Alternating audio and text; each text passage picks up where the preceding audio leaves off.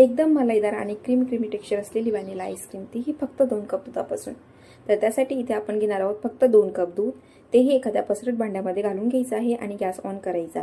हे दूध उकळत असताना आपण दुसऱ्या बाजूला एका वाटीमध्ये कॉर्नफ्लॉवर घेणार आहोत. तर 1 चमचा कॉर्नफ्लॉवर घ्यायचा आहे आणि 1 चमचा आपण मिल्क पावडर घेणार आहोत आणि यामध्ये थोडंसं दूध घालून याची छान एक फाईन स्लरी तयार करून घेत आहोत. त्यानंतर ही स्लरी बनवत असतानाच आपल्याला साईडला दूध उकळतच आहे. तर दूध उकळत असताना साईडला बऱ्याचदा साय लागते. तर ही साय छान व्यवस्थित अशी एकत्रित ह्या दुधामध्ये करून घ्यायची आणि तयार करून घेतलेली ही कॉर्नफ्लॉवर आणि मिल्क पावडरची स्लरी यामध्ये दुधामध्ये घालून घ्यायची आहे. व्यवस्थित असं एकत्रित करून घेतल्यानंतर आपल्याला ही छान शिजवून घ्यायचं आहे. तर शिजवत असताना यामध्ये साखर घालून घ्यायची. तर चवीनुसार मी फक्त 2 चमचे साखर घालून घेत आहे. व्हॅनिला आईस्क्रीम छान कमीच गोड असलेली की खूप छान अशी लागते. त्यानंतर घरगुती जी मलाई असते ना, तर ती घरगुती मलाई आपण ह्या दुधावरची यामध्ये घालून घेणार आहोत.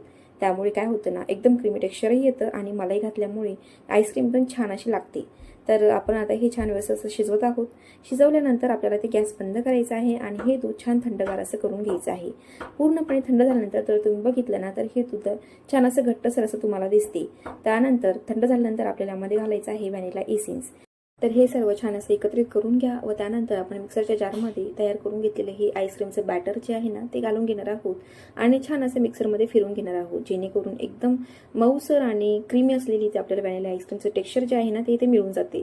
त्यानंतर आता आईस्क्रीम आपल्याला सेट करून घ्यायची आहे. तर एखाद्या पसरट डब्यामध्ये आपण हे तयार करून घेतलेलं मिक्सचर आहे ते घालून घ्यायचं आणि 7 ते 8 तास सेट करून घेणार आहोत. जर तुम्ही 7 ते 8 तासानंतर जर बघितलं तर एकदम क्रीमी टेक्स्चर असलेली व्हॅनिला आईस्क्रीम आपल्याला घरच्या घरी तयार करून मिळते. तर ही खायला खूप छान अशी लागते. त्यामुळे नक्की ट्राय करून बघा आणि आवडल्यास कमेंट करा.